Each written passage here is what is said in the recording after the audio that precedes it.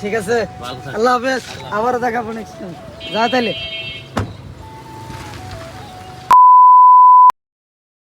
আসসালামু আলাইকুম, আমি মোতালেব হাসান।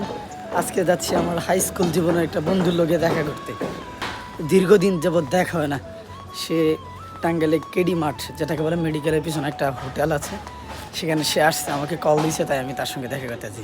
চলেন তার সঙ্গে দেখা করা যাক, তারপরে বাকি কথা হবে। হো স্যার, আমারে ফোন দাস না, আমি তো এনেই থাকি 5 বছর ধরে। কি অবস্থা তো? অনেকদিন বললো যে দোস্ত আমি তো নাস্তা করি নাই, চল এখানে দোকান তো বন্ধ, চল অন্যদিকে কোথাও যাই, যেখানে যেয়ে নাস্তা করা যাবে। বললাম যে চল সামনের দিকে রুটির দোকান আছে, চল সেখানে তোরে নাস্তা করে। সেখানে উদ্দেশ্যে যাব, তাই সে গাড়িতে বসলো, বললো যে তুইও গাড়িতে উঠ, একসঙ্গে যাই আমরা। পরে আমি গাড়িতে বসলাম, পরে বললাম যে চল কুর্তুমিপুরের ওই দিকে যাই, সেখানে সাদা রুটি পাওয়া যায় আর সবজি পাওয়া যায়, চল খেয়ে আসি। তো সে যে বলা সেই কাজ, দোস্ত গাড়ি স্টার্ট দিল, আমরা দুজনে গল্প করতে করতে যাচ্ছিলাম।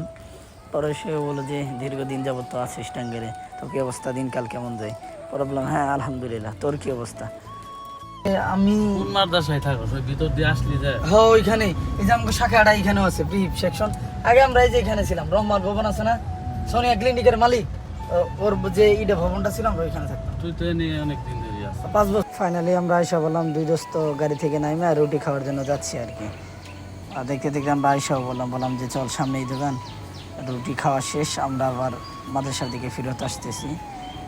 তারপরে আর কি দেখুন, আব্দুল্লাহ দেখলে তো তোর বিশ্বাসই দিব না, আমি তোর টাঙ্গাইল শহর আইছি, তোর তোরা মানে বিশ্বাসই করবো না। বিশ্বাস না করলে এই যে ব্লগ আকারে দেখাই দিব, বললাম মানে সবাই দেখবো, এটা মনে করে যে দুপুর 3টার মধ্যে আপলোড হয়ে যাবো।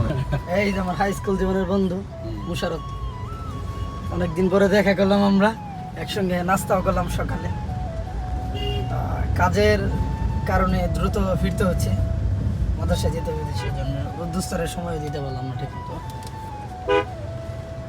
পরে আমি বলতেছি যে নেক্সট টাইম যদি এদিকে হোস, তাহলে আমার কল দিস, পরে আড্ডা দিমনি, একটু ঘোরাফেরা করুন। কেমন? শেষ বন্ধুরা, এখন বিদায় দিলাম। ঠিক আছে, আল্লাহ হাফেজ, আবারও দেখাবো নেক্সট টাইম। যা তাইলে। দোস্তুর বিদায় দিয়ে আমি এখন মাদ্রাসা দিকে চলে যাচ্ছি। অনেকদিন পরে দেখা করে ভালো লাগলো। ততদিন অবদিন ভালো থাকবেন, সুস্থ থাকবেন, নিজের খেয়াল রাখবেন। দেখা হচ্ছে নেক্সট ভিডিওতে। আসসালামু আলাইকুম।